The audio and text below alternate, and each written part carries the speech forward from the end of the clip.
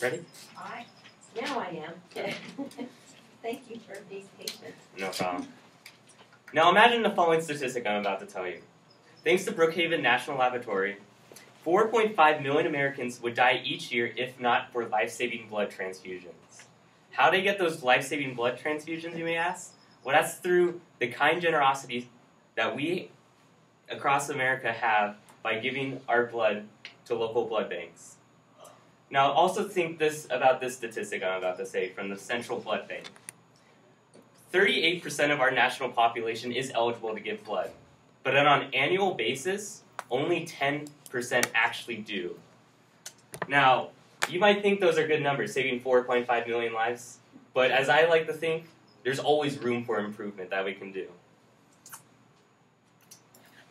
I myself have been a registered blood donor since I was 17 thanks to the American Red Cross coming to my high school, and have since given my blood several times through several blood drives here at Cal Poly through United Blood Services. Given countless number of blood tests, I like to think that I can be an ally towards blood donation and be an advocate towards other people trying to donate as well. Because when you think about it, when you're donating 1 pint of blood. That 1 pint of blood that you're giving is enough blood to save not 1, 2, but 3 people's lives. So each of us has the power to save 3 lives. So what's stopping us? Now, you might want to know why we need this blood.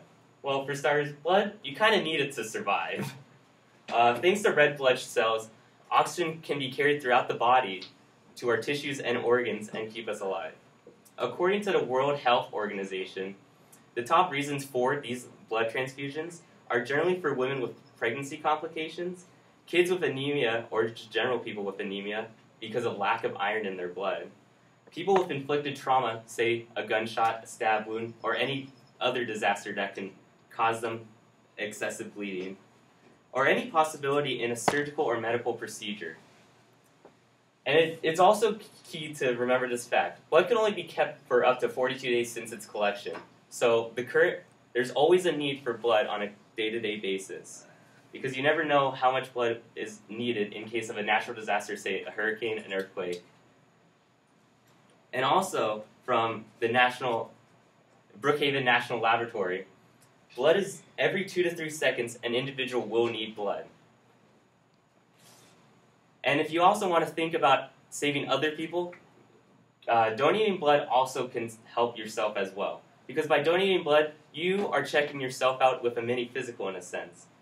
The American Red Cross says by giving blood, you yourself are being checked for your pulse, making sure you don't have irregular heartbeats or, in case, possibly die. Blood pressure, to make sure you're not too stressed and are healthy. Body temperature, to make sure you're not sick at all. And check your hemoglobin levels, just to keep it as a reference.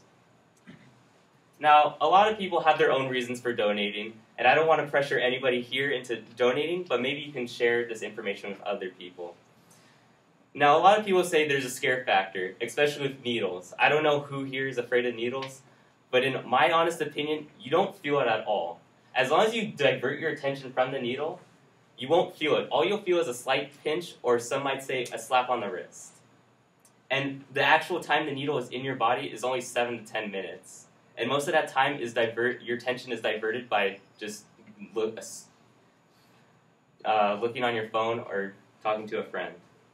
Some people might say, oh, I'm too busy to give blood. Well, Cal Poly offers numerous blood drives throughout the year. And you can always schedule an appointment at your local hospital or blood bank. Because in reality, it only takes 45 minutes to give blood, and that's including registration time. An actual process is only 7 to 10 minutes. What if you're afraid you might contact a disease? Well, with standard protocol, every person is given a sanitized needle, so the risk of that is very low. And you're screened beforehand to make sure that you are eligible to give blood. What if you're afraid of being weak afterwards and possibly in the future? Well, you're only given 1 pint of blood, and in the human body, there's 10 to 12 total pints. And if you're healthy enough, which I hope you are if you're going to give blood, that blood can be regenerated in no less than 24 hours. And all of the following information I just stated is from the University of Maryland Medical Center. Now, a funny note, if you want to think about this, I've looked this on an article from the Transfusion Medicine entitled 600 Reasons to Donate Blood. The equivalent of donating 1 pint of blood is giving up 600 calories. So if you feel guilty about that hamburger you had for lunch, you can always give to blood and you lose the calories right off. Now, where does the motivation play a key when giving blood?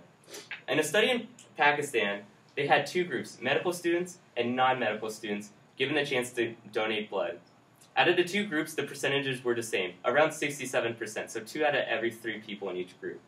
But their reasons were different. For medical students, they donated for the feeling of satisfaction that they know they were saving someone's life. For non-medical students, they were doing it in case of a family or friend might need it in the future or is currently in need for it. Now, everybody had their reason, but try to think about what yours might be. Now, we have the power.